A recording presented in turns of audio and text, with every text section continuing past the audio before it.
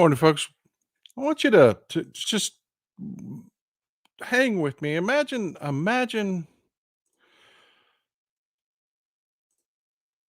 you're having a good time. It's Simchat Torah. You're in Israel. There's a celebration going on. It's a big. This is this is one of the traditional dishes that they serve. What Simchat Torah is, they read prayers, and then they have at it, man. They dance, they party, they have festivals, food, drink. Remember the Israelis can drink. I mean, it's not like they don't have the problem with that. The Muslims do. So they're partying. They're having a good time. Take a look at that. I mean, that's enough to make me want to go to Israel alone, right there. That's a bratwurst. It's a traditional dish they serve at Simchat Torah. It's a bratwurst. They wrap it in a pretzel dough, and then they serve it with onions caramelized and apple cider and some mustard. I mean, that looks delicious, doesn't it? I mean, you're having a good time. You're eating. You're getting your drink on. Go to sleep. Wake up in the morning, and you wake up to this.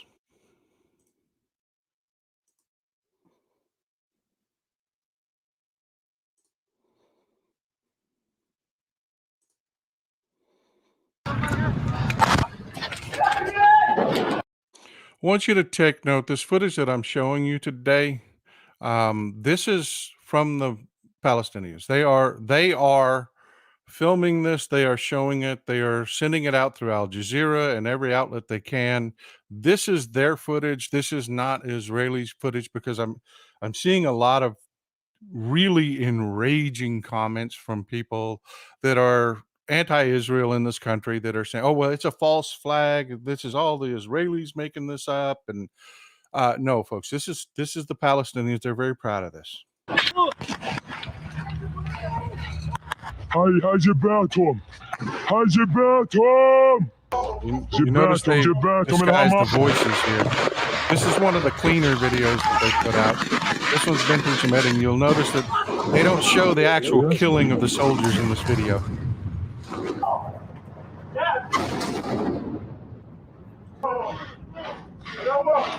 Those are Israeli IDF soldiers.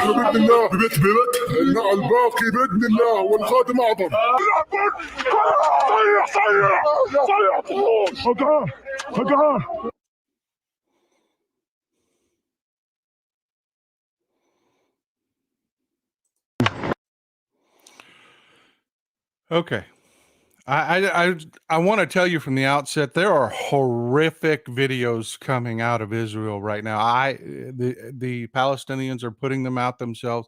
They're very proud of them. I am not going to play them.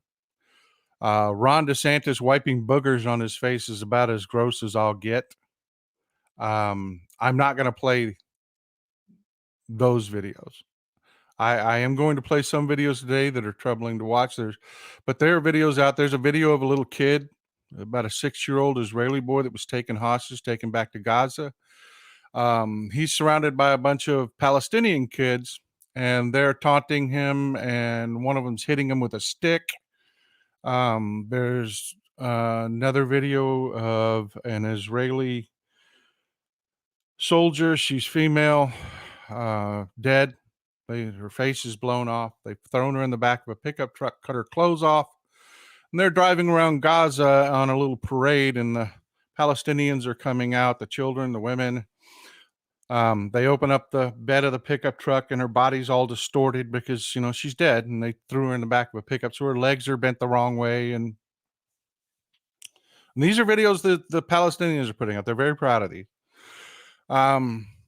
One of the soldiers grabs her matted hair and holds her head up so that you can see that her face is blown off.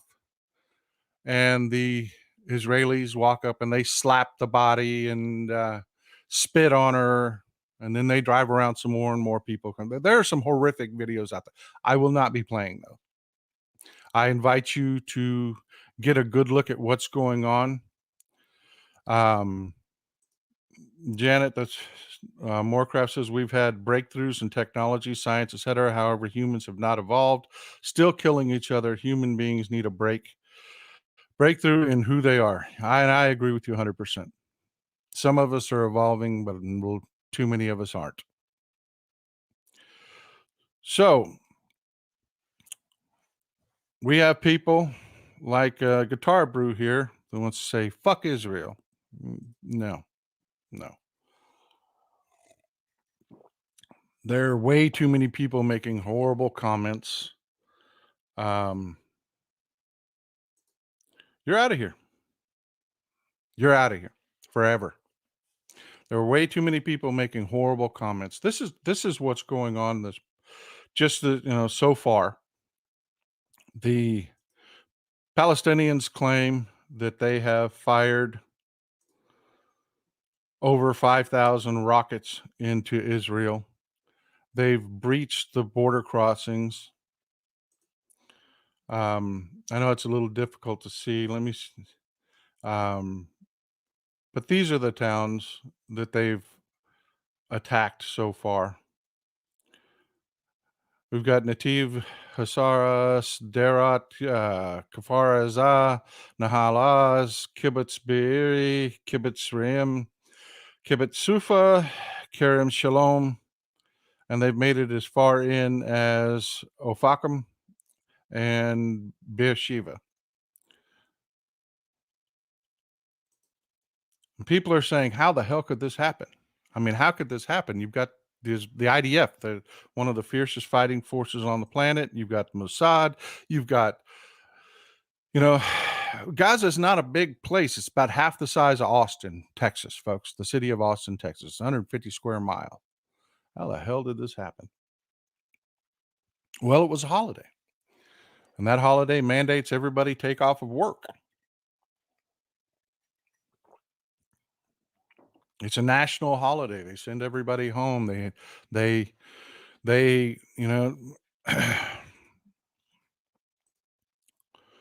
had minimal staffs. Greg Emmons said 1973 happened, and what he's talking about there is you're talking about the Yom Kippur Wars and all the Arab-Israeli wars, where the Arabs really like to attack on holidays.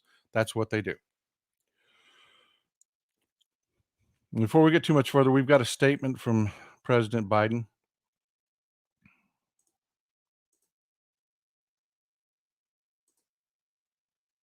Today, the people of Israel are under attack, orchestrated by a terrorist organization, Hamas. In this moment of tragedy, I want to say to them and to the world and to terrorists everywhere that the United States stands with Israel. We will not ever fail to have their back. We'll make sure that they have the help their citizens need and they can continue to defend themselves. The world's seen appalling images. Thousands of rockets in the space of hours, raining down on Israeli cities. I got up this morning, started this at 7:30, 8 o'clock, my calls. Hamas terrorists crossing in Israel, killing not only Israeli soldiers, but Israeli civilians. In the street, in their homes, innocent people murdered, wounded, entire families taken hostage by Hamas. Just days after Israel marked the holiest of days in the Jewish calendar. When I spoke with Prime Minister Netanyahu this morning, I told him the United States stands with the people of Israel in the face of these terrorist assaults. Israel has the right to defend itself and its people. Full stop. There's never justification for terrorist attacks. Let me say this as clearly as I can. This is not a moment for any party hostile to Israel to exploit these attacks to seek advantage. The world is watching. I've also been in contact with the King of Jordan. One group has already exploded this. Hezbollah in Lebanon and Syria have started attacking from the north. Jordan. Spoke with members of Congress, directed my national security team to engage with their Israeli counterparts, military to military, intelligence to intelligence, diplomat to diplomat, to make sure Israel has what it needs.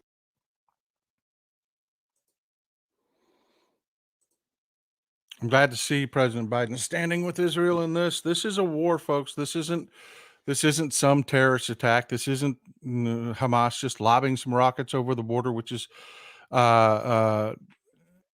just horrific in and of itself. This is a sustained, actual, planned, trained, supported attack. It is. And it is not something that just involves, this isn't military to military.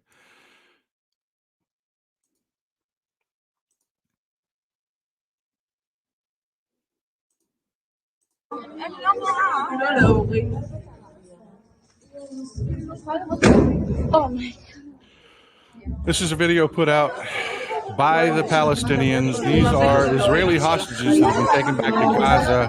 The Israelis are firing back into Gaza. It's shelling you here. These are Israeli hostages held in Gaza. And the Palestinians are putting this out, folks. This is not Israeli footage.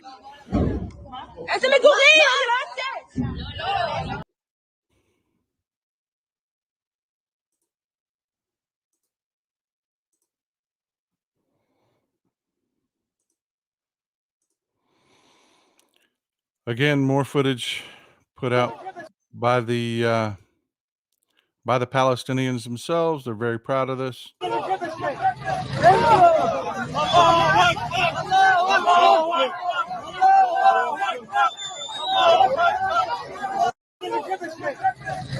are Israeli women, and children, families taken hostage and taken back to Gaza to be used as human shields. They went house to house, all the towns I just mentioned. They went house to house. They killed, more often than not, killed the men, killed young men and women of fighting age, and took the families hostage. Not me, not my words. The video's out there. The Palestinians are pumping this out as fast as they can, trying to encourage Arab countries to join them, is what they're doing.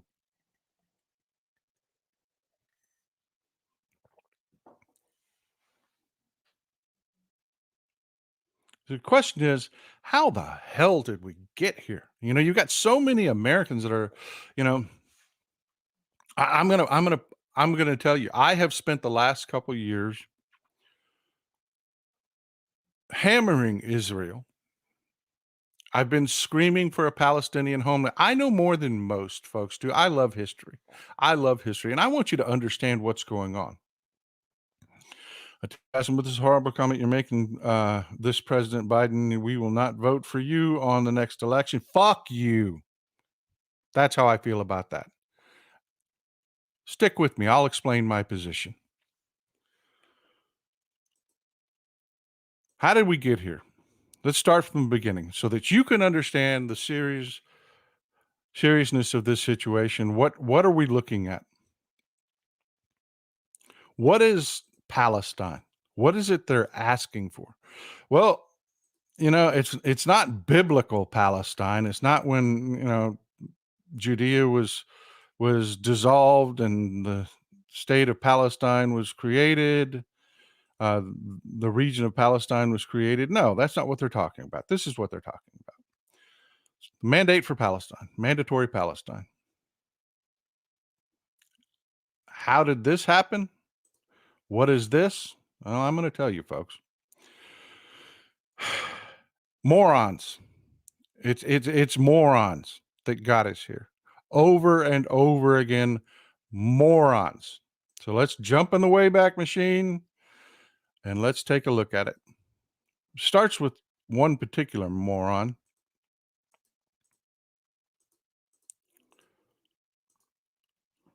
This guy. Not a bad looking guy. I mean, and by all accounts, he was a very caring, nice guy. If you don't recognize him, this is Archduke Ferdinand of the Austro-Hungarian Empire. His uncle was Franz Joseph, the emperor of the Austro-Hungarian Empire.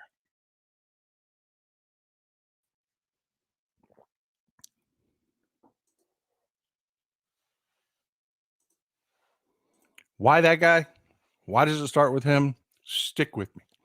Stick with me. I'm going to give you the Cliff's Notes 411 of why we're here and why this is happening. The Austro-Hungarian Empire prior to World War One, hey, they were snappy dressers. They were really rich. They had big armies. Um, they were lousy at war. I mean, lousy at war. They just had a war with the Prussians, got their butts handed to them. Made a treaty with the Prussians, and the Prussians. If you don't know what the Prussians were, think Germany, Poland, and just a little bit of Russia. It was an empire prior to World War One. Um, think Germany. And I keep telling you folks, you don't want the Poles in this fight with Ukraine. You don't want the Poles in this fight. I'm telling you, the Poles are fighters. They are. Historically, they are fighters. The Austro-Hungarians, not so much. Not so much. Snappy dressers, they are. But fighters, no, not so much. But they were rich, super rich. So they had massive armies. And the Austro-Hungarian Empire is right above the Balkans, where our former first ladies from Slovenia. In the Balkans, there was an empire unto itself called Serbia. Still exists today. Serbia still exists today. The Serbians, now they are good fighters. They are.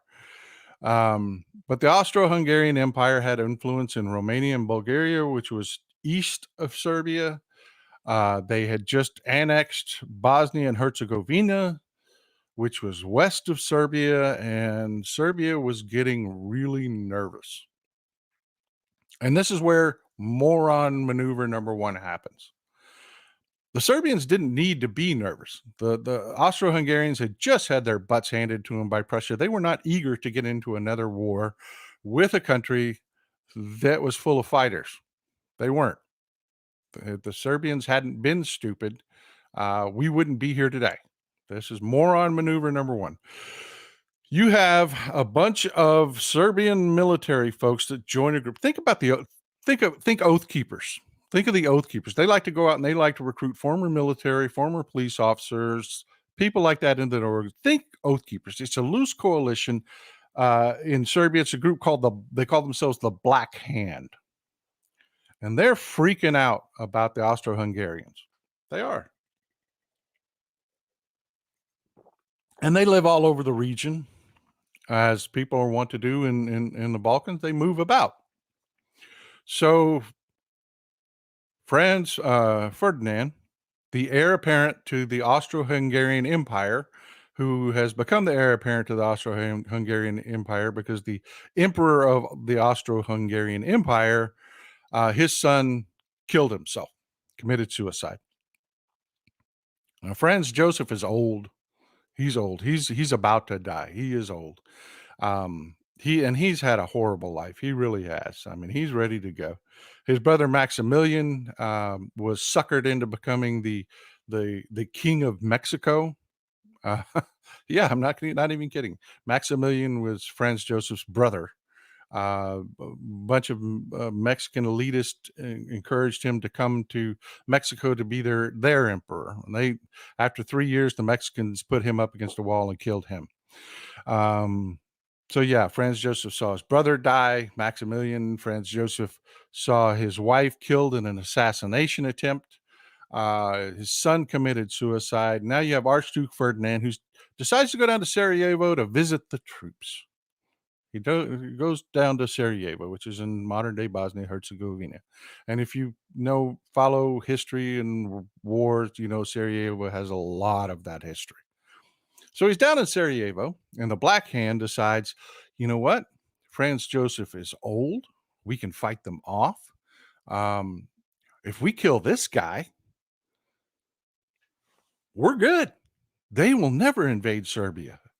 Never.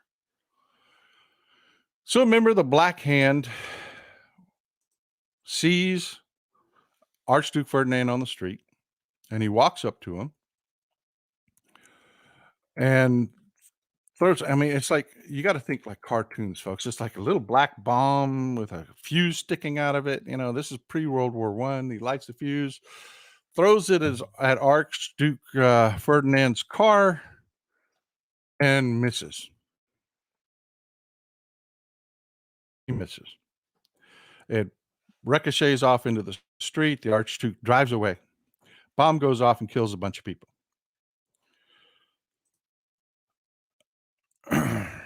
So you'd think, okay, good. We're good. We're good. Archduke Ferdinand's okay. No, I told you, it's morons that got us here. Frickin' morons got us here. And Archduke Ferdinand was a moron. He's a sweet guy, but he's a moron. Finds out that people got hurt in the street, wants to go visit them in the hospital. Jumps in a convertible. Jumps in a convertible to go to the hospital. So he's driving down to the hospital. And another member of the Black Hand, who just tried to, one member just tried to assassinate him. He gets killed. But another member of the Black Hand, he can't believe his luck. Here's Archduke Ferdinand putting down the street in a, pre-World War convertible, kind of slow, stops. Guy by the name of Gavrilo Princip walks up very slowly, pulls a pistol out of his pocket, and slowly proceeds to put round after round into Archduke Ferdinand and his wife, Sophie, and kills him. Well, it didn't work out the way they thought, because now that the Prussians and the Austrians, they got over their fight really quickly. They became good friends, and Franz Joseph is in extreme grief. I mean, his lineage is all but over. And here come the Prussians. You got moron maneuver after moron maneuver after moron maneuver. Here comes the Prussian emperor, guy by the name of Kaiser Wilhelm. And he tells Franz Joseph, "You're not going to take that shit, are you?" Remember, the Austro-Hungarian Empire had no desire to invade Serbia. But now Franz Joseph is insane. And he invades. And the Serbians decimate them in the first few battles. Just decimate them. But of course, Serbia has allies. And this is where moron maneuver after moron maneuver after moron maneuver continues. Serbia has allies, one of them being Russia. And they signed an agreement that says, hey, we'll protect each other. So Tsarist Russia jumps in the fight. Domino number 1 falls. Here comes moron maneuver number 2. The Russians invade Prussia because the Prussians are supporting the Austro-Hungarians. They're not in the war. They're supporting the Austro-Hungarians. So the Russians say, well, we're going to intimidate Prussia. Idiot maneuver. The Prussians are fighters. They are so badass that after this conflict is over, the entire world said, no more Prussia. No more Prussians at all. That's it. Divided them all up. There will never be another Prussian Empire. That's it. And I'm saying Prussian, not Russian. The Russians invade Prussia. Moron maneuver number 2. Prussia was not in this war. Prussia was not really seeking to get in this war because they were busy unifying all of the German Federation. They owned Poland. They owned a little bit of what is modern day Russia. That was the Prussian Empire. But now they're in it. Now they're in it. And Prussia starts fighting Russia. Well, guess who's got an agreement with Russia? France. France has an agreement with Russia that they're going to protect them. So France attacks Prussia. Moron maneuver. What are we at, number 5? Moron maneuver number 5. France attacks Prussia. Prussia says, it's on, baby. It's on. It's on. Moron maneuver number 6. Prussia doesn't drive around Belgium. They drive through Belgium to get to France.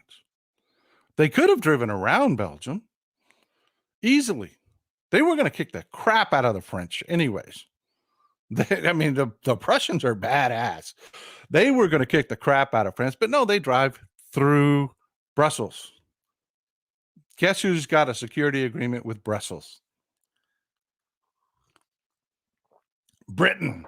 Britain does. So Britain jumps in the war. Moron maneuver number 7. Prussia drives through Belgium. Britain jumps in the war. Moron maneuver number 8. This dust up is getting bigger and bigger and has now turned into World War I. On the Austro-Hungarian side, the Ottoman Empire has jumped in on the side of what was called the Central Powers.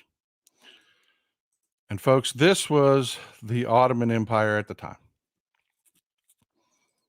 You see the big title there, that whole area right there. It was much larger. Sugar Sweet says, let's get good old Texas Paul to 500 likes. I appreciate that. Thank you. This is the Ottoman Empire. Stretches all the way down into modern Saudi Arabia. This is the Suez Canal right here. All the way into, this map's a little bit inaccurate. They actually had territory stretching up into the Balkans at the time. And this is the Austria-Hungarian Empire. And this little brown dot, that's Serbia, where all this started.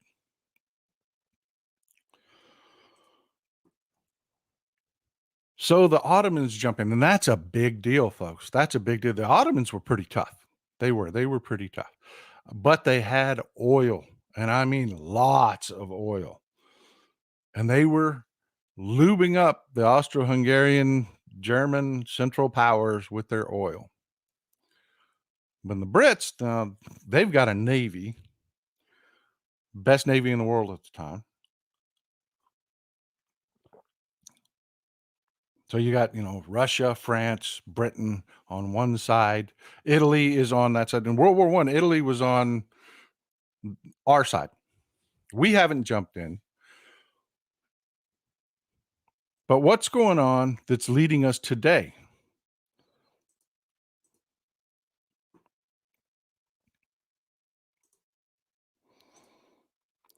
Marie Tejas says, now is the time to support our President Biden.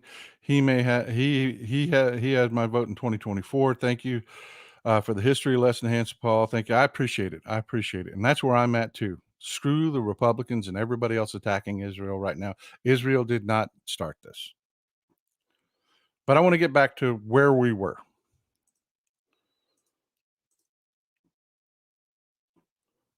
You probably remember this guy.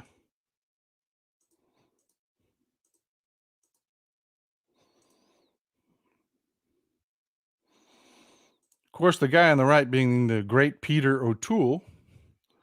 Props to anybody in the chat that can identify what movie the picture on the right is from. And on the left, you have the actual real individual. There you go. That's my people. I love you people so much. You know your stuff, man. You know your stuff. And I promise you, I'm cliff notes in this. We're not going to get, it is so complex. We could do a 10-hour show just to get this. I'm going to wrap it up here in just a couple minutes. Stay with me. You got Lawrence of Arabia on the right, and then T.E. Lawrence, Thomas Edward Lawrence on the left. Lawrence of Arabia is actually based on a real person, T.E. Lawrence. Yeah, it was a nice resemblance, wasn't it? Yeah. Great comment there. I've lost you, but yeah, I love Peter O'Toole also. He's a great actor. He was a great actor.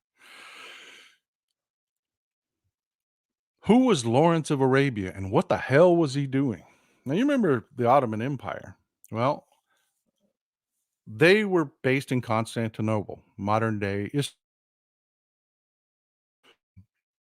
They controlled the Arab world. They were not Arab.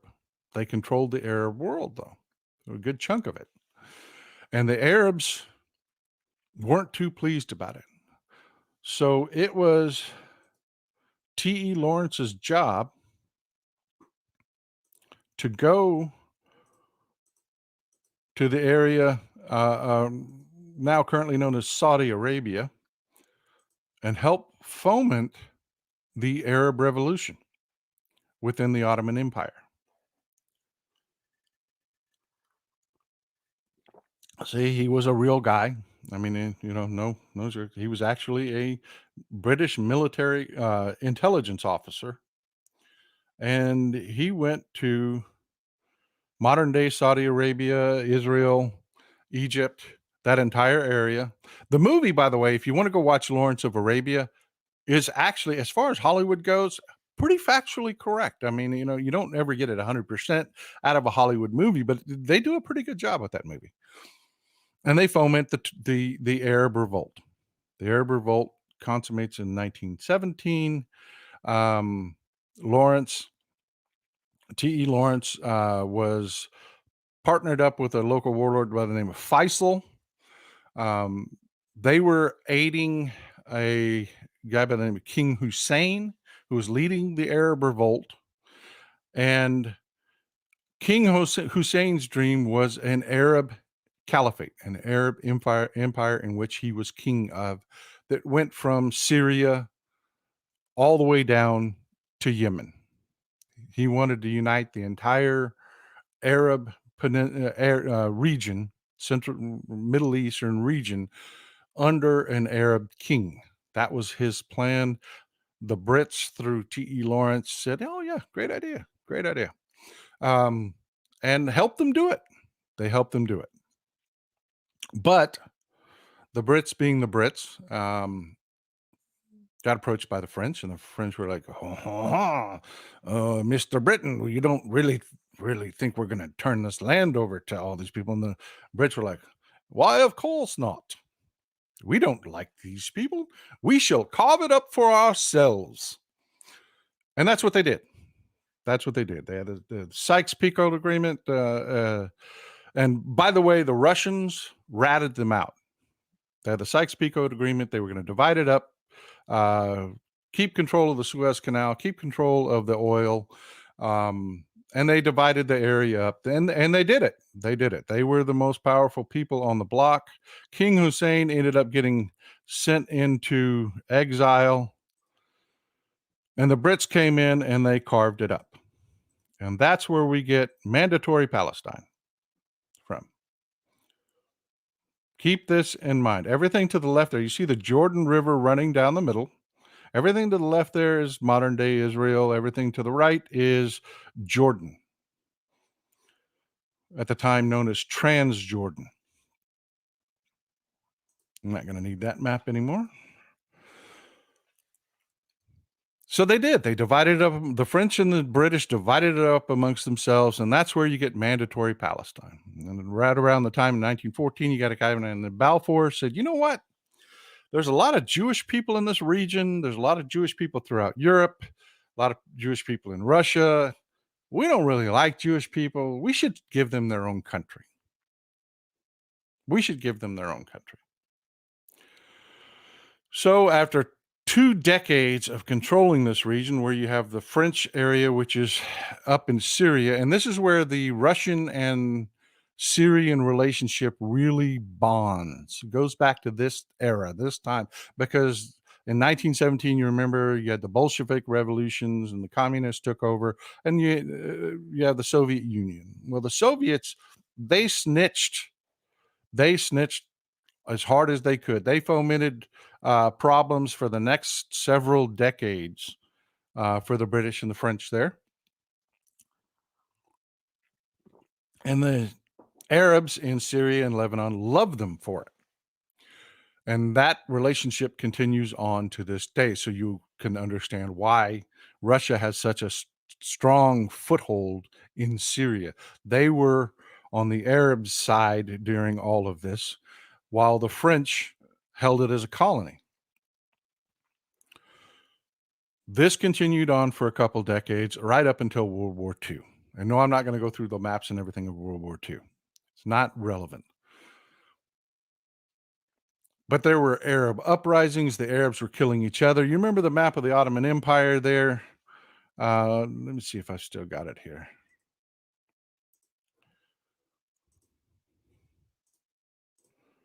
And we're almost to the end, folks. Stick with me. Yeah, I still got it. There you go. Just all over this region. You see the Ottoman Empire, this little leg that goes down into Arabia there. That was predominantly settled by the Hashemite Arabs, which are the ruling family in Jordan today. And a little interesting factoid, the Hashemites are actually direct descendants of the Prophet Muhammad. Yeah, they really are. Sheldon Hughes says, thanks, Texas Paul, for all the great work. You're a good man. I appreciate that. Petraja says, I love history with my coffee. Thanks. Man, we're going to do it. We're almost done.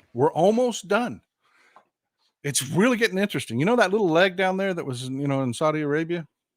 Well, all this is, it wasn't just attacking Jewish people. They were killing each other. The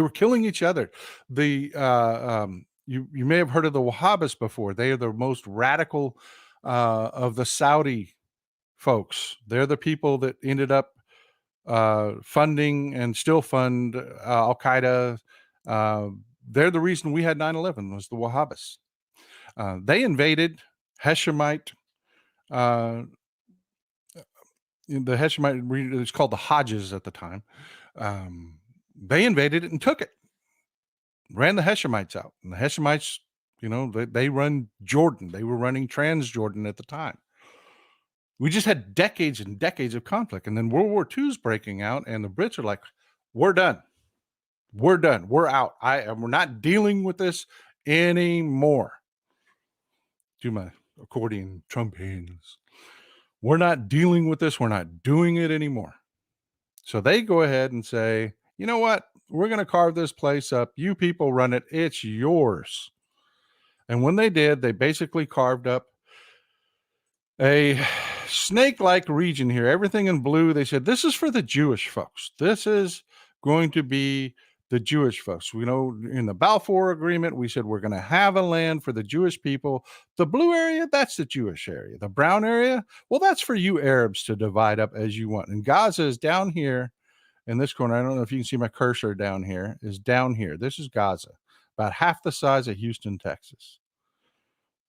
You see right here, that's Gaza. Okay, this little section right here is Gaza. So what happens? The day the Brits leave, the day Israel declares its existence, the Arabs invade. They're called the Arab League. The Arabs invade. The Syrians invade. The Lebanese invade. The Egyptians invade. The Jordanians invade. The Saudis invade. Even the Iraqis got in on it. And that's what the middle map is. You see the green area where the Arabs made their fight in. Marcia Klepper, this is the break I needed for my babysitting event. I'm glad. I hope you're enjoying it. So you see the middle map there. This is 1948. The Arabs invade. You see the map on the right. The Israelis kick their butts. They do. They kick their butts. The only thing that's left that the Arabs hold is this little green speck down here. That's Gaza, the Gaza Strip, where Hamas is, where this fighting is happening today. This big green area is called the West Bank, and Jordan held that. They held that until 1967. Israeli intelligence in 1967 caught wind that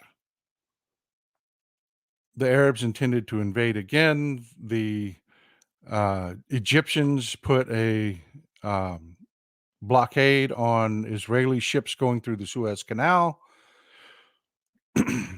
Yeah, Sherry Foster, there were skirmishes everywhere at their point. There were. The Arabs were fighting amongst themselves for territory at this time, folks. They really were. The British established a monarchy in Iraq. There was fighting amongst that. Before we get to 1967, that monarchy is overthrown, and you end up with what leads to eventually the Ba'athist Revolution that gives us Saddam Hussein. I mean, it's all stems from this because the British were morons and couldn't draw a map. Left conflicts everywhere when they left.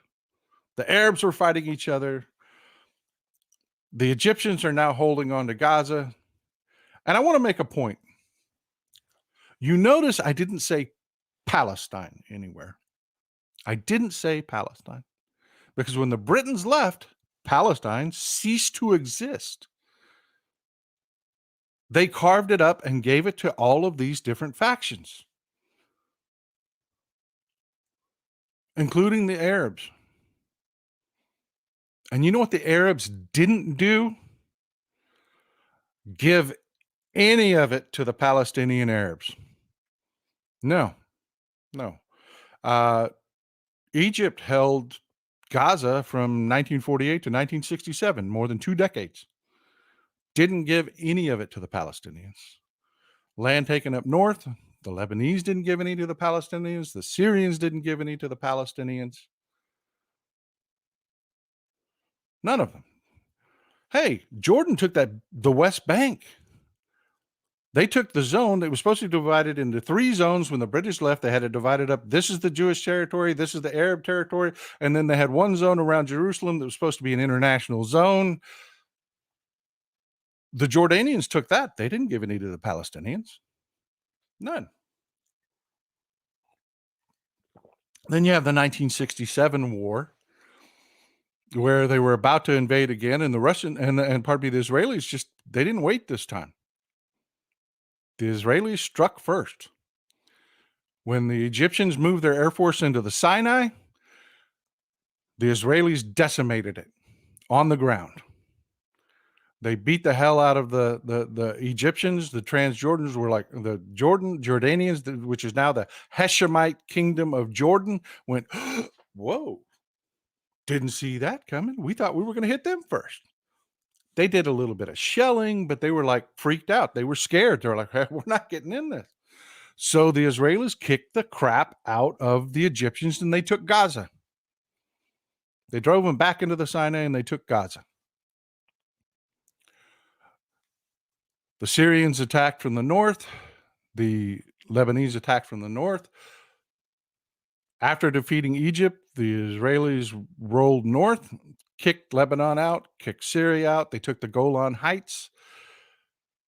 Again, the Jordanians were like, we'll throw some shells in there, and they weren't getting. So they took the Golan Heights. They took the West Bank. The Israelis took all of it because they were being attacked from those regions.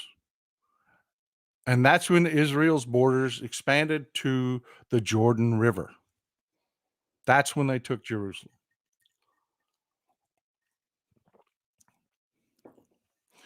Marcus T says, I've learned a lot today about this part of history. Thanks, Texas Paul. You're welcome. I mean, we need to know what we're talking about. Rich Lawton, man, longtime supporter of the show. I appreciate you, Rich. Thanks for breaking down today's events and their history. You and Mrs. Texas Paul are awesome and much appreciated. Give peace and thanks. World wish it was that easy. Yeah. ET says the end time evangelicals have been wanting a war in Israel for decades. That's true, folks. By the way, that is true. They, your churches have offices. And he says many will be supporting this behind the scenes. That is absolutely true. Our Christian evangelical organizations have offices in Israel. The Israelis love it because it's rent for Fantasyland nonsense, because they want to foment the Battle of Armageddon. Armageddon is the valley for which Armageddon gets its name. So Christians from your churches sending money to Israel because they want the end times war. That's not a joke, folks. We could do a whole show on that. I'm not going to get diverted on that, but we could do a whole show on that. So anyways, modern times, where we're at now. Israel now owns Gaza, controls Gaza. And let me show you what Gaza looks like.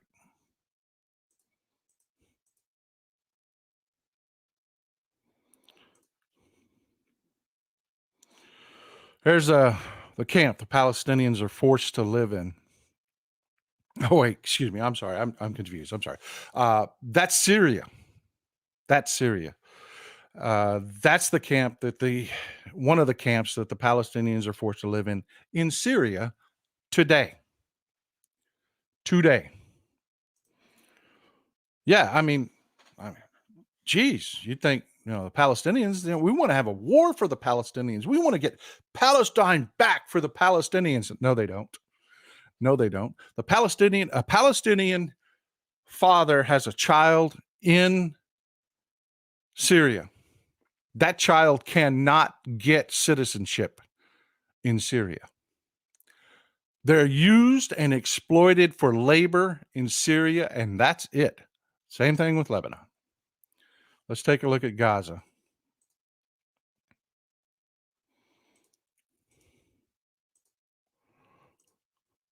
Looks like crap, doesn't it? Oh, wait a minute. No, it's not. It's Lebanon. And Hamas blames us for the violence in Lebanese refugee camps. Not even kidding. You can't make it up, folks. The violence, they live in squalor. They're taken advantage of in Lebanon. They're used for practically slave labor. Subsistence wages, that's it. But they blame us. It has to be our fault, right? It can't be their Arab neighbors doing it to them, their fellow Arabs. I mean, my God, they've got to fight for Israel. I mean, they've got to take all the land back from Israel that Israel has that was given to them the same time the Arabs were given their land. I mean, my God. I mean, look at the way these Palestinians are forced to live in Gaza. Oh, wait a minute. That joke's getting tired. Of course, that's not Gaza. That's not Gaza. That's Jordan. That's Jordan. Yeah. Palestinians, interesting factoid, are the largest population in the country of Jordan. They're the majority. They're given, quote, citizenship, but it's not really citizenship. They strip it away from them all the time. You do anything wrong, you're not a citizen anymore. You've got to go live in this camp. They take your home away. You've got no guarantees. The Jordanians do the exact same damn thing. They use them for slave labor, subsistence wages, anything and everything that goes on. They kick them out, put them in camps. That's what the Arabs do, folks. That's what the Arabs do. Yet you hear, oh, it's our fault. And the Israelis are so freaking horrible. Look what they're doing in Gaza. They're using them for subsistence, slave labor.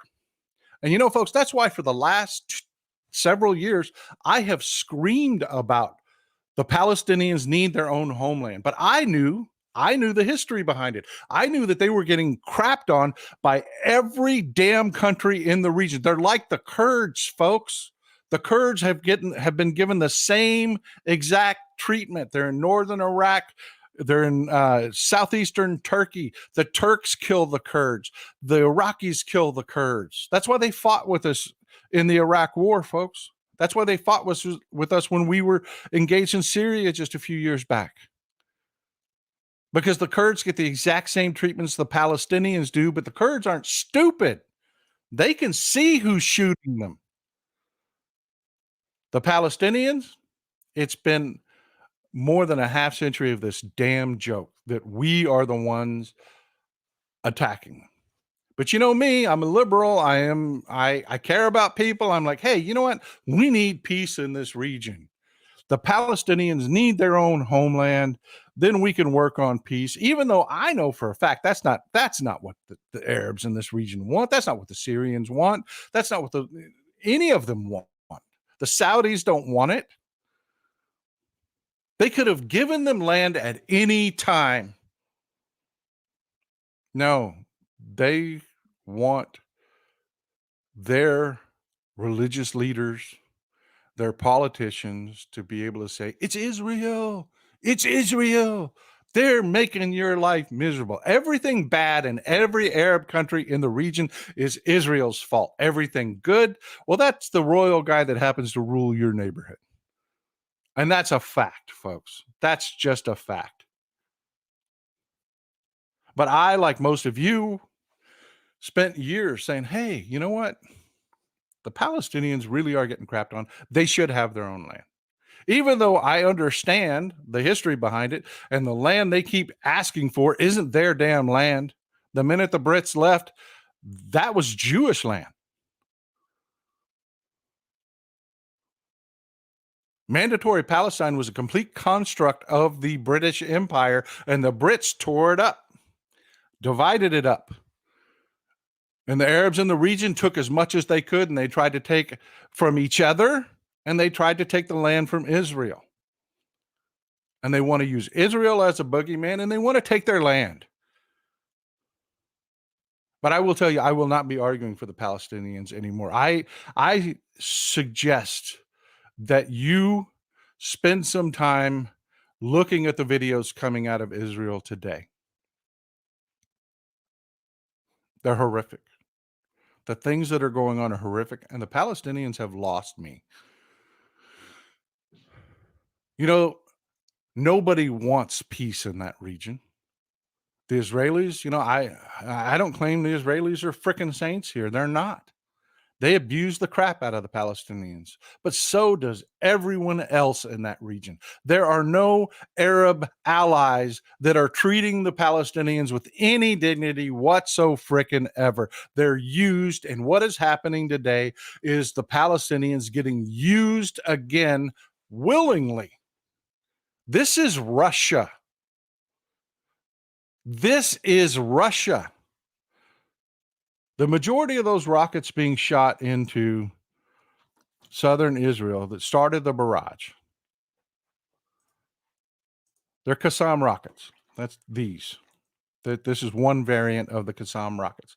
They range in size from small 4-foot tall rockets to these big monsters here. And it's estimated that Hamas has upwards of 10,000 Qassam rockets. Here's some of the smaller ones for you to see. Well, on top of these rockets, you have more sophisticated rockets that have been built by Iran.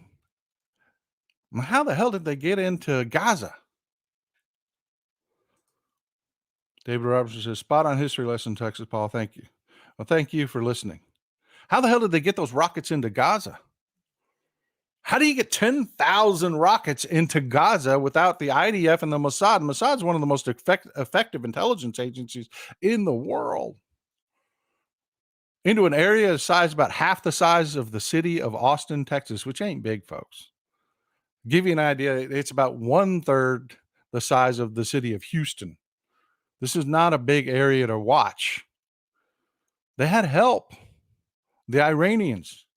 The Russians fund the Iranians. They have control in Iran. That's why Iran is giving Russia munitions and drones to use in Ukraine.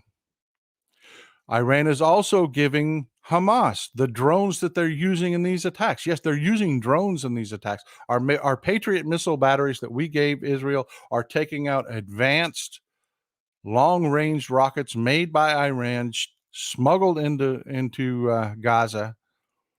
Our Patriots are shooting the big rockets down, but those little bastards, they can't do that. They can't take those little rockets out.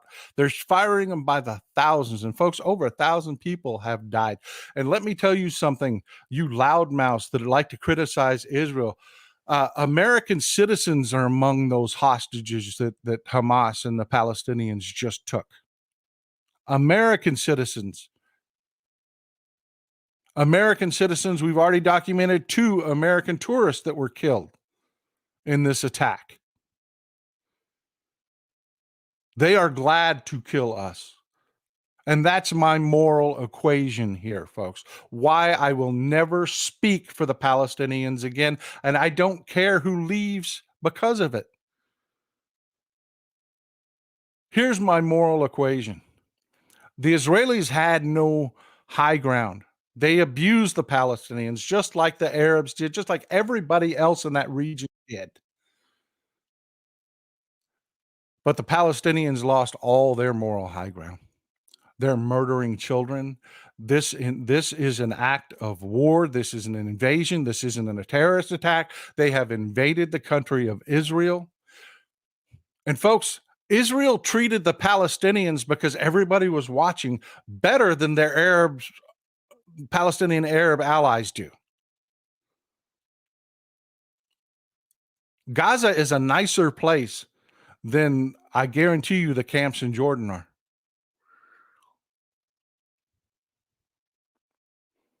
And the Palestinians are taking hostages. And if you disagree with me, let me ask you this. Ukraine is fighting Russia. They're fighting for their existence and their freedom. Ukraine is having a very effective push to the southeast. If Ukraine rolled past Mariupol, they'll take Mariupol soon. They go in, cross the Russian border. The next city is Rostov-on-Don in Russia. It's where all the footage from Prigozhin and the Wagner uprising was from, Rostov-on-Don. If the Ukrainians rolled into Rostov-on-Don, they shelled it. They went house to house to house, like the Palestinians are doing today in Israel.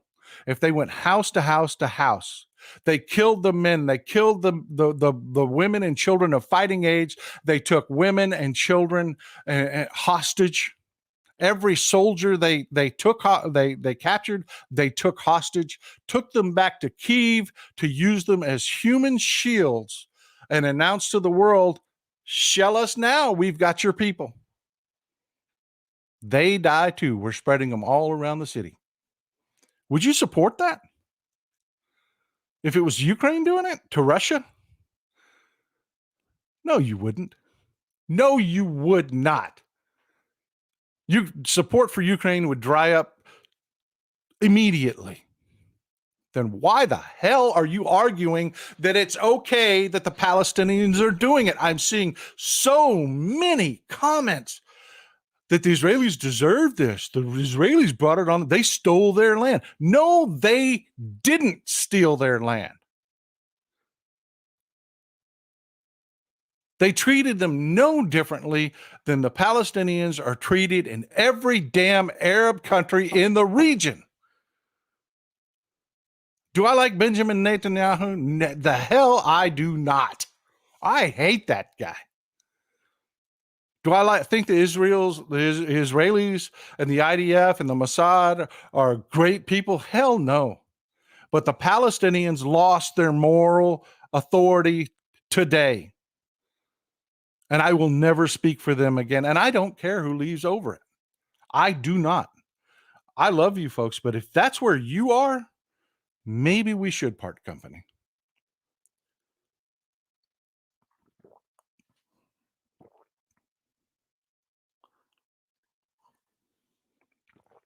And of course, we've got the Republicans that are just jumping on board to spread propaganda and attack us. The Attack America caucus, the Republicans, are attacking President Biden. They're saying, well, if Biden hadn't given the $6 billion to Iran, the Iran wouldn't have used the money to buy those weapons, and Israelis are facing weapons that were bought with that $6 billion. What they're talking about is there were $6 billion frozen in through our allies. We put a hold on the money. It was Iranian money. Iran had hostages, our hostages. In agreement for releasing our hostages, we unfroze their $6 billion in assets, sent it to a bank in Qatar, not to Iran. It's still sitting in the bank in Qatar Today, not a penny of it has been spent. Our Treasury Department gets to manage that account. Not a penny has been spent. That $6 billion isn't even in Iran. Iran can only spend it on humanitarian needs, period, and they have not spent a penny. But Republicans are running around lying, attacking us. President Biden is supporting Israel, who is just facing a horrific attack right now. We're standing by our ally, and that's the math, folks. In all of this crap show, we have one ally. Whether you like them or not, they've stood by us. One freaking ally in the region, and that's Israel. And that's who we're supporting. But the Republicans, they're attacking us. Can't ever miss an opportunity to lie about Democrats, can you?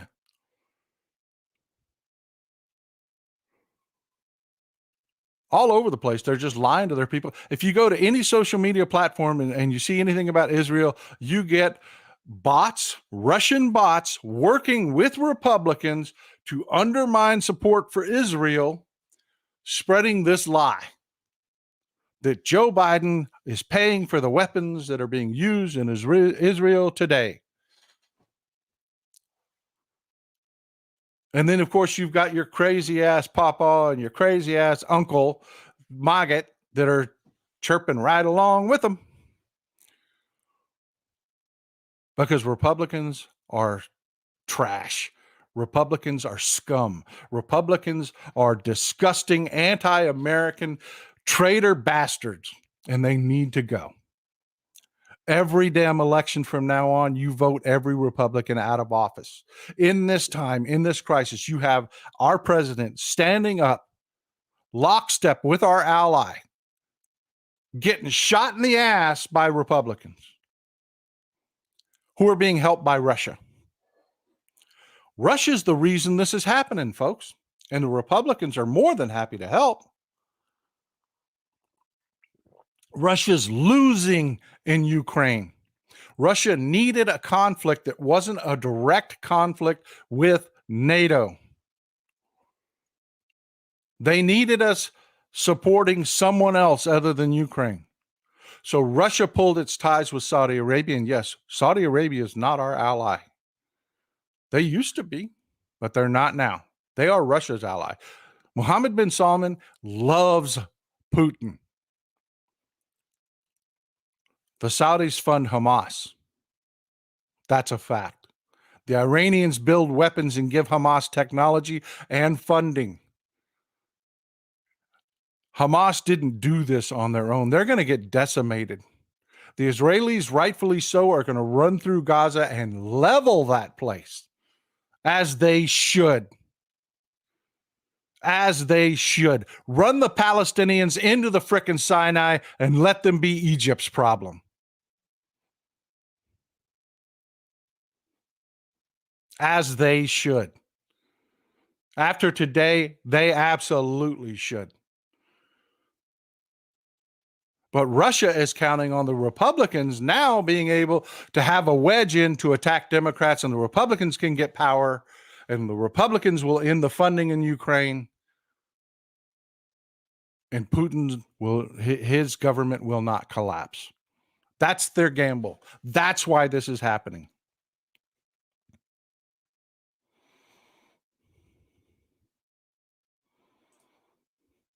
Dystopian Dragon, leave. Leave. Don't ever give me a penny again. Leave.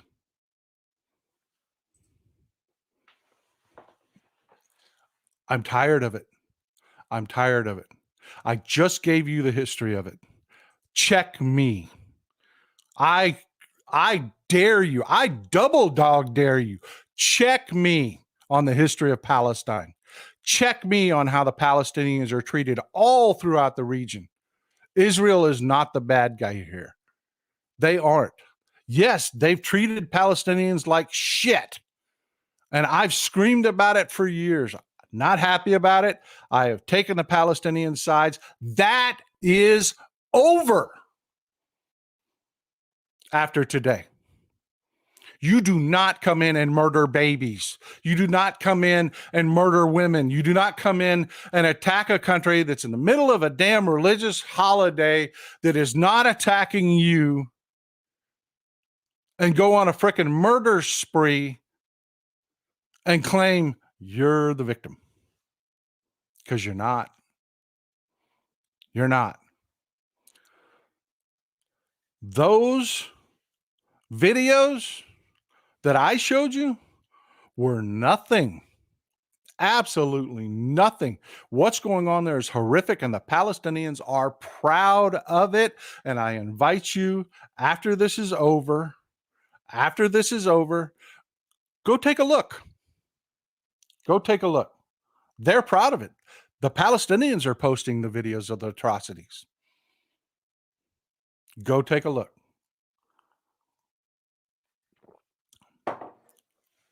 End rant. That's where I'm done. I want to have a roundtable at the end of this. I want to hear your thoughts. I do. I want to hear your thoughts. Don't agree with me. That's fine. That's fine. Don't agree with me. I'm a little worked up over this because I've seen a lot today that I haven't shown you that is just freaking horrific. So you're going to have to forgive if I'm a little salty.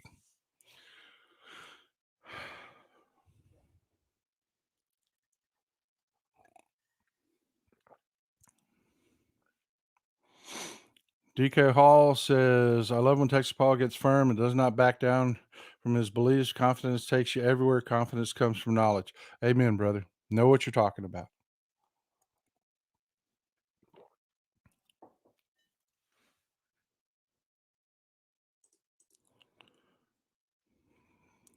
So let's do it. Let's have a roundtable discussion. Let me hear what you have to say on this. Any questions you have about the history of Israel, the history of Palestine? I'm a history nut. I've been following this forever.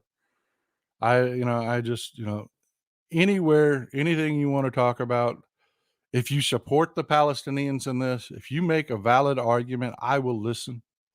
I will listen.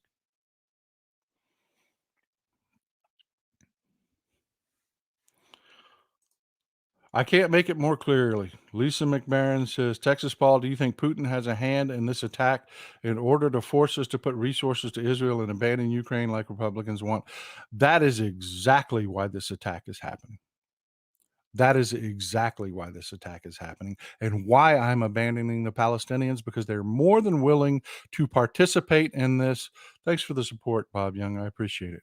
They are more than willing to participate in this, to be Putin's puppet. They have been. It goes back. If you look at the politics in the 60s, you had Johnson that supported the Israelis in the Suez uprising. There have been more than the battles that I talked about. There have been constant conflict in this region.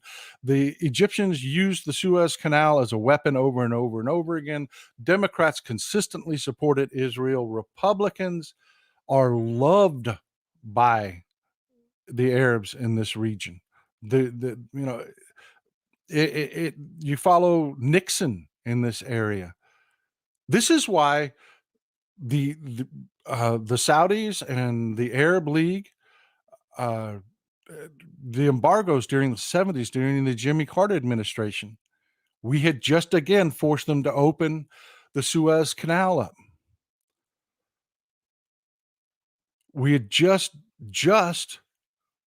ordered them to open the Suez Canal again, forced them to. Hold on. Vicky Yates says, we can send money to Ukraine now, or we can send humans and more money later. We may have to. Let me expand on this comment here that she's talking about. I'll wrap up with Jimmy Carter. The embargo, the oil embargo, was to destroy a Democratic presidency because Democrats supported Israel. Republicans made deals with the Arabs. That's why they love the Russians. That's why they love Republicans. They do. Netanyahu is an aberration. His love of Republicans is an aberration in history. That's why everybody hates that guy. Thank you for the support. I really do. I appreciate it. But back to your comment about Ukraine. I want to be clear about something, folks. If the Republicans are successful in blocking support, and we're not sending pallets of cash to Ukraine. That's not what they, when they say you're sending billions to Ukraine, we're sending equipment. We're sending equipment. We're doing training. All of that has a bill. It's not cash. But if they are able to stop that funding, we're not giving up on Ukraine. We're not. Ukraine has to win that fight, or we end up with a land war in Europe. Remember, I told you about more on move one, more on move two, more on move three, more on move four. If we allow the Russians to take Ukraine, Moldova will be next. Poland will enter this war. This will ignite across Europe. And President Biden knows it. So if they are able to cut off any funding or support using the power of the purse in Congress, Republicans, Joe Biden's going to send advisors into Ukraine. He is the commander in chief. ET says that area has been a proxy battle space for the Cold War and after for decades. Yes, exactly the point I'm making. Their hope after the Arab Spring, but that didn't last. Yeah, because the Arabs attack each other. Thank you for the support, Stevie Sweetwood. But I can't stress to you enough. Cutting off funding for Ukraine just puts us at war with boots on the ground in Ukraine, because that will be the commander in chief's only option at that point will be to move trainers. They'll give them Paladin systems, and then they will send trainers in to show the Ukrainians how to use the Paladin artillery systems. That type of thing. You want us in a land war in Europe? Cut off funding for Ukraine. That's how you get us in a land war in Europe. The Republicans are not thinking this. They think Putin is a god. He writes them checks. So they think that they're going that supporting Putin is going to lead them to Valhalla. It does not. It puts us in a land war in Europe. That's what it does. And this today was absolutely Putin, but because Turkey. Why would Putin use his leverage with Iran and Saudi Arabia to get Hamas to do this? Why? Turkey moved towards NATO. Turkey controls the Bosphorus Straits, the only access to the Black Sea. The Black Sea is landlocked all the way around, but the Bosphorus Strait, one little strip of river that flows right through Istanbul, Turkey, historically Constantinople, Istanbul, Turkey. Turkey, thanks to Sweden, God love our Northern European allies, best allies we have in Europe. Everybody likes to think, oh, Britain, no. Norway, Sweden, Finland, love you guys because it's real for them. There's a land border with Russia from Finland. They are facing Russia. I mean, they know what happens. They know what happens if Ukraine falls. And they helped us bring, Sweden particularly, helped us bring Turkey more into NATO. We made deals with Turkey. Well, guess what this does? Guess what this Hamas attack does? Turkey's already come out and said, Israel, you will be nice. It drives a wedge between us and the Turkish people. It does. Brilliantly played, Putin. And the Republicans are going to do everything they can behind the scenes. They will go to Turkey to foment problems with our relationship. They've done it in the past. They'll do it in the future. Reagan did it. Reagan sent people all over the place to get it. Nixon did it to interfere with peace talks in Vietnam. Republicans are notorious for doing this, folks. They will do it again. They're traitor, treasonous bastards.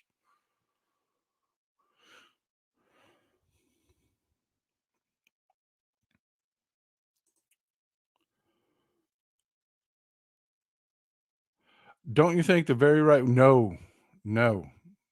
The very right, Trina Langer, I appreciate you. That's just the opposite of what's going to happen. She says, don't you think the very right wing in Israel will be voted out next election? No. The very right wing of Israel are war hawks. The left are peacenik doves that say we need to figure out a way to get the Palestinians some their own authority, their own land to live. That's the dynamic in Israel. This absolutely, the people of Israel are going to lurch hard right. And folks, let me tell you, this was brilliant by Putin, because right now politics is moving hard left. Yeah, happy Thanksgiving, Canada. Sorry it had to come on such a terrible show, but happy Thanksgiving, Canada. Here in this country, we've seen it up in New Hampshire. We just had a special election, and Democrats don't tend to show up at special elections, but they did. They did. They took a plus 12 Trump district in New Hampshire and flipped it plus 12 the other direction. Talking about a 25-point shift to the left. There was just an election, special election in Scotland for the UK Parliament.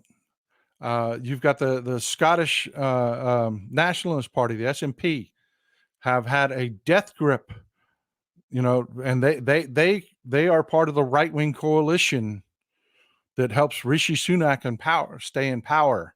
There was an election just on the outskirts of Glasgow, which the SNP should have had a death grip on.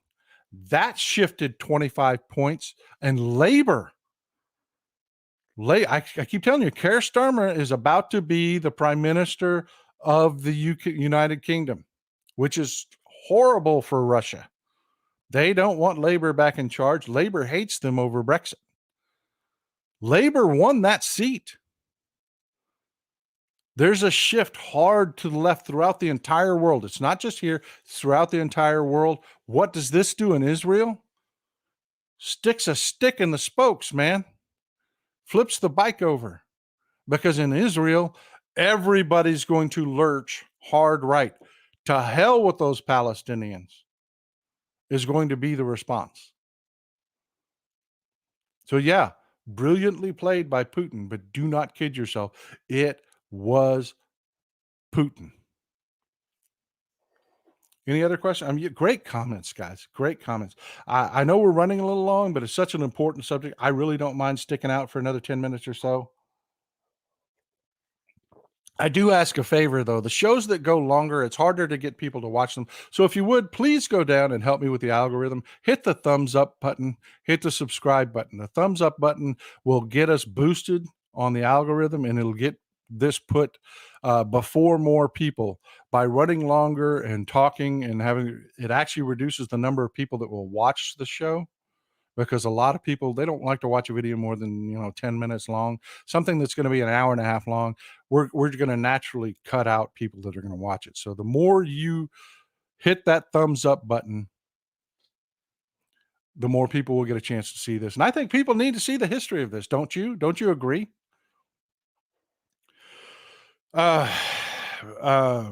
Bridget McKinney asked my wife in the comments there, will Egypt do anything, and also North Africa? No, I don't believe so. That's what Hamas is desperately trying to do. And Hezbollah has joined in. But no, I don't believe any of the Arab nations have stomach for a war right now.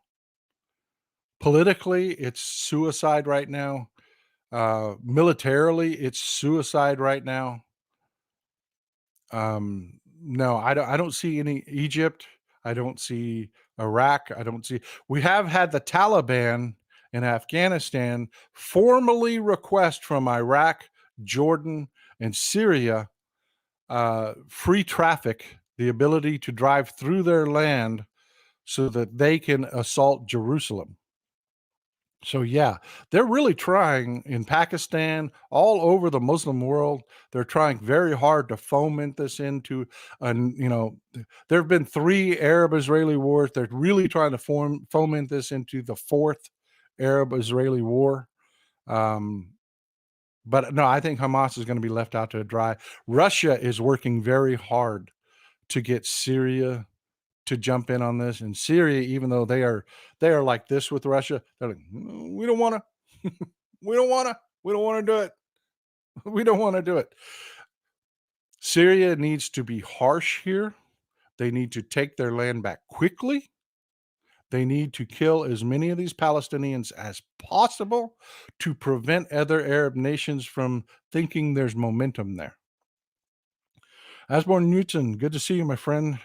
Always good to see. I've been to Israel and to Egypt, and the contrast is shocking. Israel has terrible neighbors.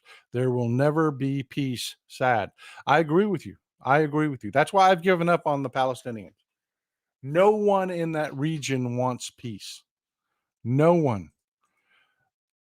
The Israelis don't even want peace. They want the cheap labor off the Palestinians. The Iraqis don't want peace. They want to be able to use the Kurds. The Turks don't want peace. They want to be able to invade their neighbors. I mean, you've folks. There's a war that Russia's been trying to foment in Armenia. You follow oh God, the Kardashians. The Kardashians. Anybody, y'all all know who the Kardashians. They're Armenian. Robert Kardashian was Armenian. So you know what the Armenian people look like. Yeah, Russia's been trying to foment a war there. That's what Russia does. They're a chaos agent. Hey MJ, thank you for the support, by the way. Says thank you, Texas Paul and Mrs. Texas, for this morning's coffee talk. An excellent meeting of the minds for Texans and honorary Texans. Like, I'm glad you could be here. I'm glad you could be here. And Carl Jacobson says, Trenton, you have to be paying attention. You do. You do. There are a lot of people making horrific comments. I can't tell you the number of Americans that are making liberal Americans saying Israel deserved it. Israel deserved to have their children murdered and kidnapped. I'm not kidding. It is all social media is horrific right now.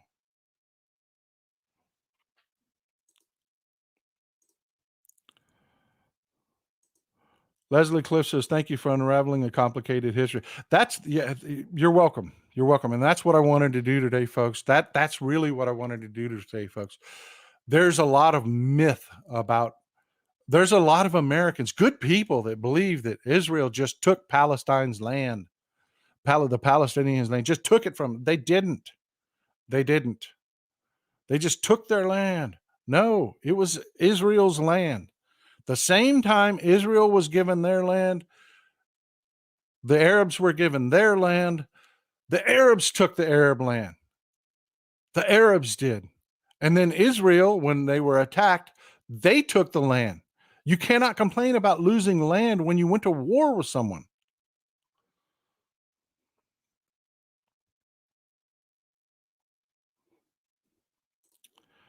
That's what I'm talking about, folks. Israel starved Gaza babies for 4 decades. This is worse. Yeah, it is. The Israelis arguably treated the Palestinians better than their Arab neighbors do.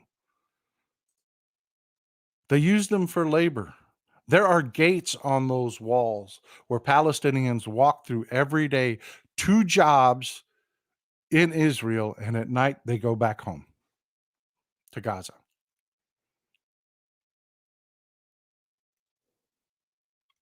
I mean, there's a lot of misinformation out there. There really is. Yeah. Did the Israelis, I can show you, I'll dig you up. I'll show you a video of 2 Israelis beating a Palestinian kid to death that 16 years old, did nothing wrong. Are the Israelis angels here? No. I'm saying they're all bastards. All of them are bastards. One of them is our ally. That's what I'm saying. And none of them want peace. None of them. I'm done.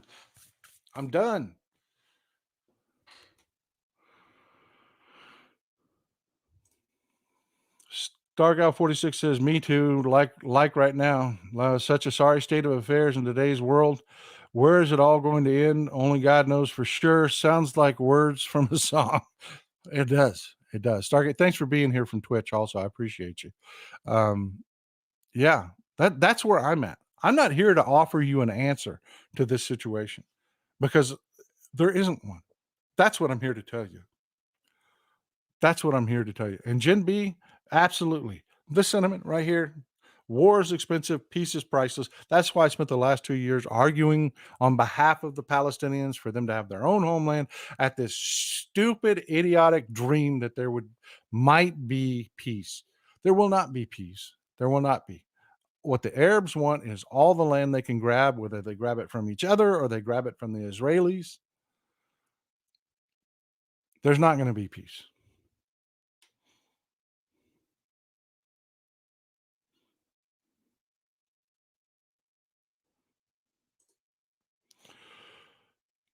Heart of Moses says, "You're right, Texas Paul. I don't think anybody wants peace. When President Carter garnered peace between Israel and Palestine, a far right dissident assassinated Prime Minister Menachem Begin."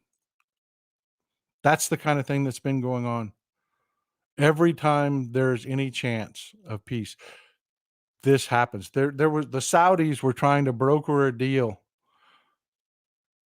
for the Palestinians on paper while also funding Hamas, which engaged in this attack today. Every time anybody puts a proposal up that doesn't starve Israel for water,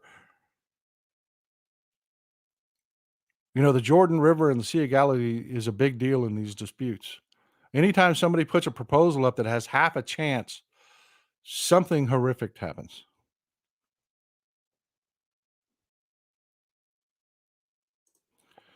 As even as an atheist, I would say let God sort them out. That's where I'm at, folks. I am. You can leave if you want. I mean, nobody's forced to be here. That's really where I'm at, and I will not be speaking for the Palestinians anymore.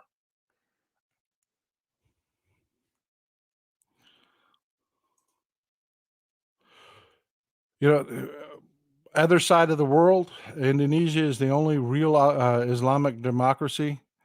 Um, yeah, I mean, there are some there's some movement within the Muslim community. Don't call them Muslims. That's actually a swear word. It means shit. Call them Muslims. Just a little difference there. Call them Muslims. There's a difference. Two words sound the same. Don't call them Muslims. Um, yeah, there's actually been some movement in the Muslim world. They're moving left. They're being more liberal, but Saudi Arabia is fighting that as hard as they can.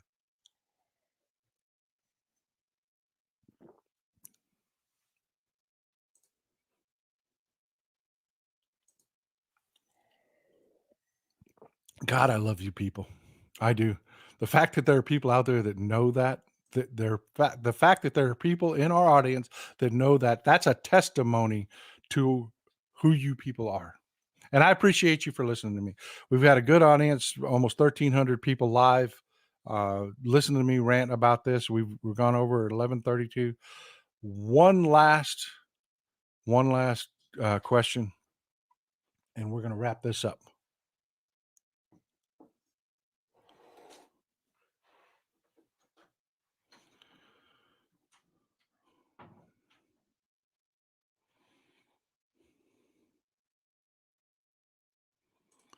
Not a question, but it's a comment, and it's a good one. Naomi Lefried, I refuse to be a stupid monkey that throws rocks. That is not why I came to this planet. Did you? If you came to throw rocks, please join up with the military. You know, that's exactly right. I wanted peace here. What the Palestinians show today, they're willing to be puppets. The way that just the video of that one Israeli soldier, and there's so many out there, so many just kids running up, spitting on that corpse. They don't want peace. They don't. And if history's taught us anything, you cannot force peace into people. You can't. And I think it's really time to just do the math, do the calculus. Support Israel. They're our only ally. No one there is any better. Become oil independent, truly energy independent through solar, through electricity, through conversions to electric vehicles. So we need less light, sweet crude. We only buy about 10% of our oil from Saudi Arabia. It's not a lot. We could get rid of them.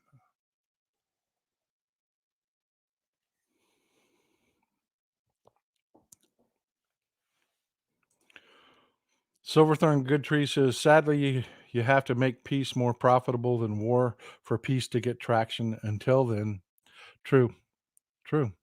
Nobody in this region will want peace until it's so horrible that they have to have it.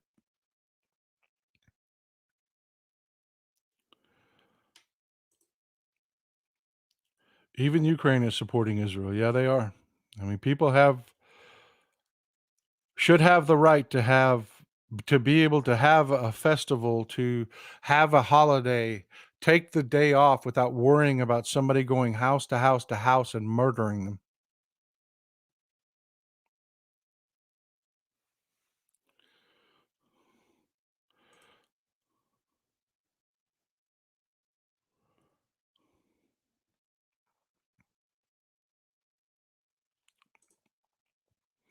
Can you clarify here? But you still sell them arms? If you're talking about Israel, we do. They make a lot of their own. The Merkava tanks are some of the best in the world. Israel makes those on their own. I mean, but yeah.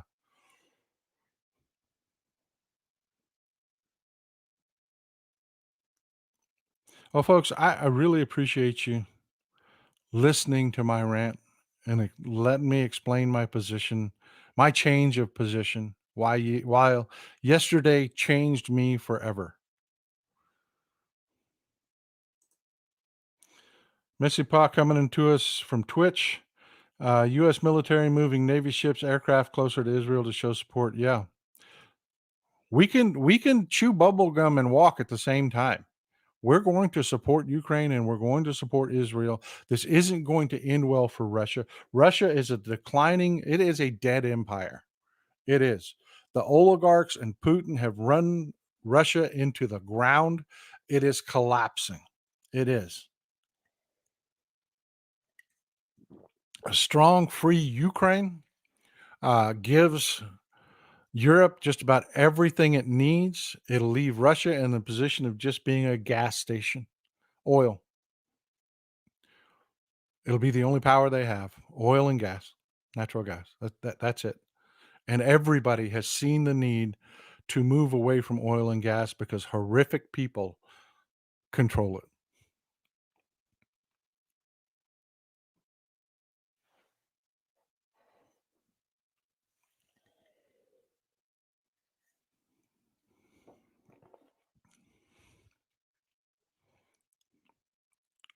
This is the stuff that I'm talking about. Silly Wonka, you've been for the show for a long time.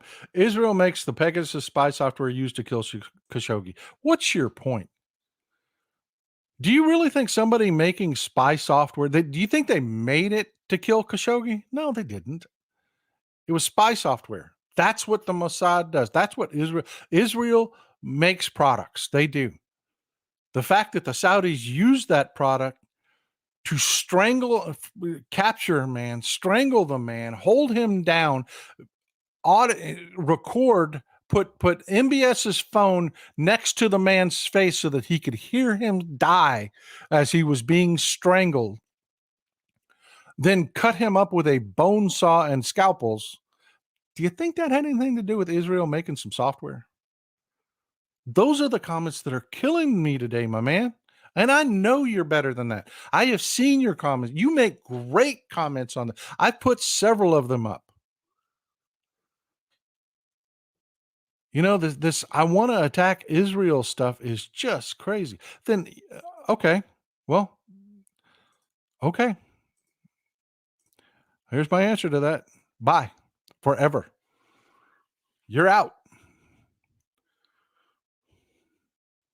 I'm sorry, folks. I mean, I love our following. I love our audience, but man, I'm not going to do that. I'm not going to do it. There's plenty of ways to criticize Israel without making crap up.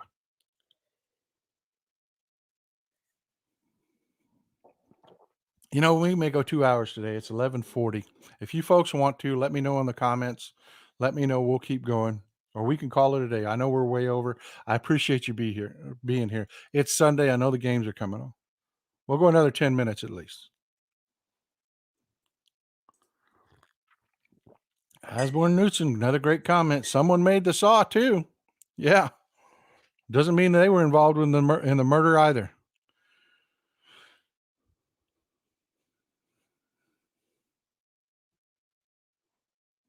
I really don't have a problem, folks. I really don't. People have different points of view. And there are arguments to be made that Israel is culpable because they've been just as bad as every other Arab country in the region. They have. The Kurds, same thing. And you've got to have some sympathy for people that have been screwed over fighting back at some point, but this is not what that was. The Palestinians had support. The momentum was behind them. They destroyed it all for Putin. The Saudis were pushing to broker a deal for them. They could have pushed this to the touchdown. They didn't want to. They didn't want peace any more than anyone else in that region wants peace.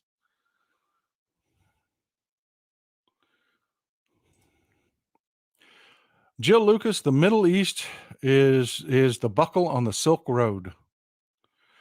And unless you had somebody like Alexander the Great or some other leader that was militarily brilliant, that was willing to, the Ottomans, that was willing to stand on the people's neck there, yes, they have always been fighting each other. And you have to remember, folks, you've got the Iranians supporting Hamas. The Iranians are Persians. They're Shia. They're not Sunni.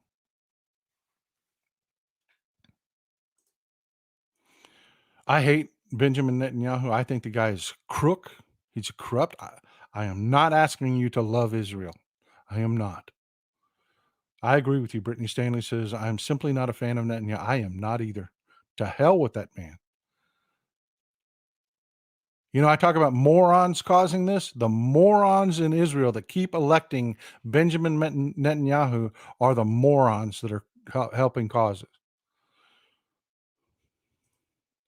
Carl Jacobs says, please keep reminding us of true things. Keep going. That's all I'm trying to do, folks.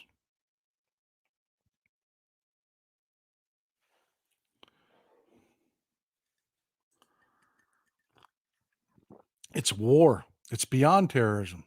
It is war crimes. And I'm glad to see so many people, so many countries throughout Europe have echoed that sentiment. This isn't terrorism. This is a war, and these are war crimes. And Mahmoud Abbas, the head of the Palestinian Authority, he needs to be charged with war crimes.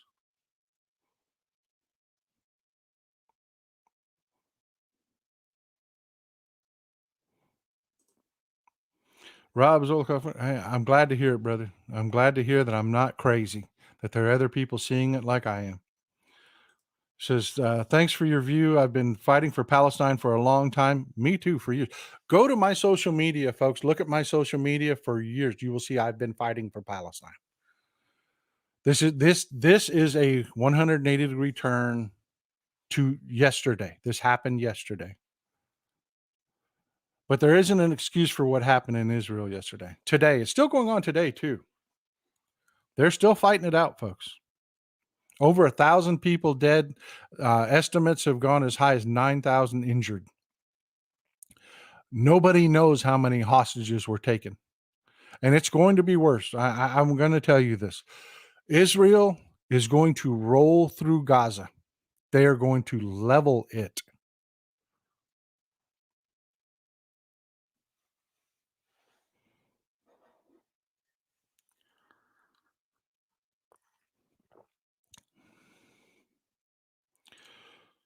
John Deff says Israel has resources to control media narrative more. This is the kind of comment I'm telling you.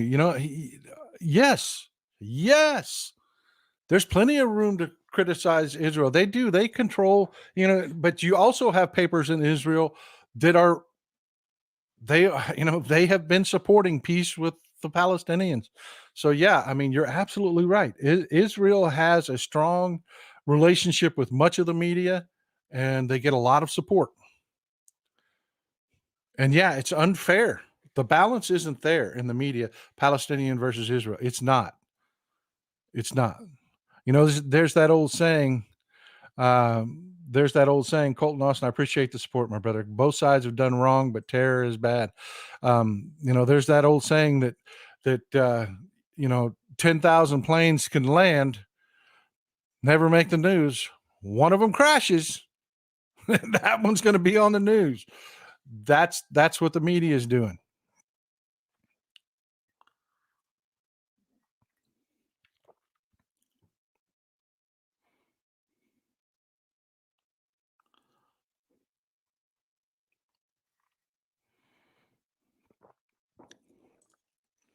Ashley Gale, I understand your sentiment. She says, I'm not a fan of both sides, but to begin war crimes of this magnitude is sickening. I'm standing with Israel.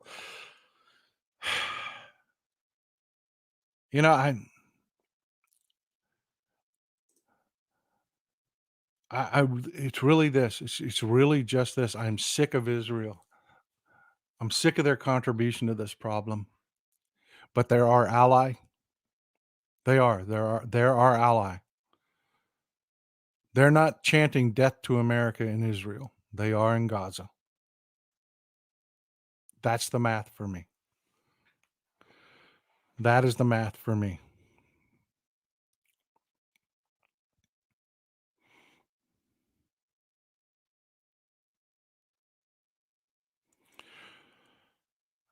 Sharon Reddy says the Palestinians lost all support starting this with war crimes. Sadly, they haven't. I really invite you. You are the best audience. You're super informed. Go consume some social media today.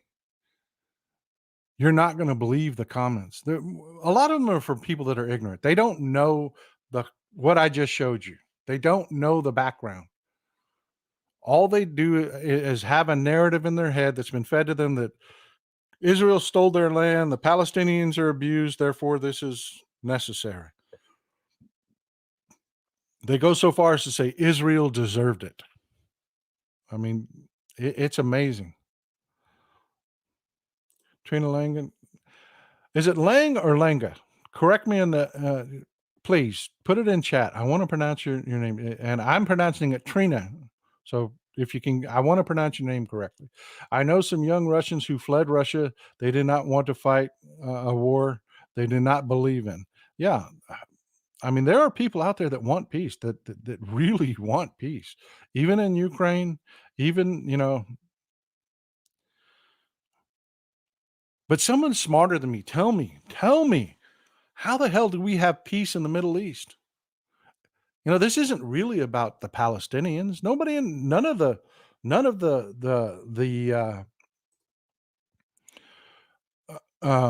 Arab countries are actually doing anything for the Palestinians. And then we have, the Republicans, this kind of stuff. Trump revealed Israeli commando and Mossad operations in Syria to the Russians because he's too stupid. He doesn't even know the basics of the relationship between Syria and Russia. If you're telling Russia, you're telling Syria.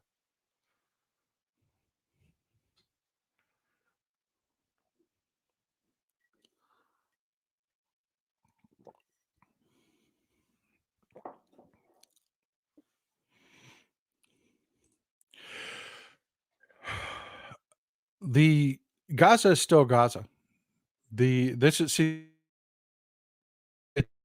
Palestinians are in a small area of land. Israel keeps encroaching into that small area of land. Why doesn't Israel have enough land? Okay, this is a misnomer. And I thank you so much for making that comment. Thank you.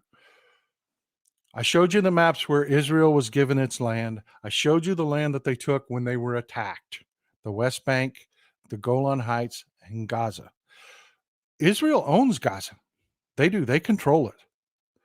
They're not encroaching into Gaza. They're not taking. They're not. Gaza is not shrinking. When they talk about they're taking their land, Palestinians used to live in the land that is Israel, that is owned by Israel. And Israel has nationalized its own land. It's not nice. It's not. They moved Palestinians off Israeli land. They did, but it was Israeli land.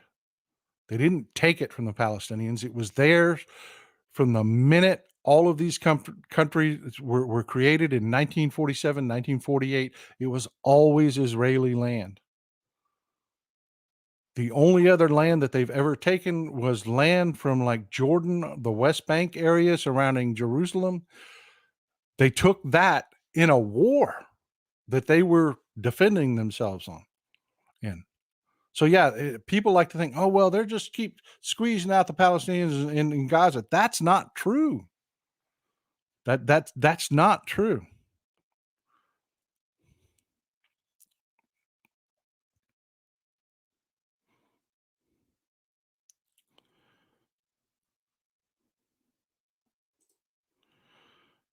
Mom Husky says, I have a feeling Trump has had a hand in this. Wasn't Jared supposed to fix the problem? This was too deft, too smart, and handled too well for Trump to have been involved. This was all Putin.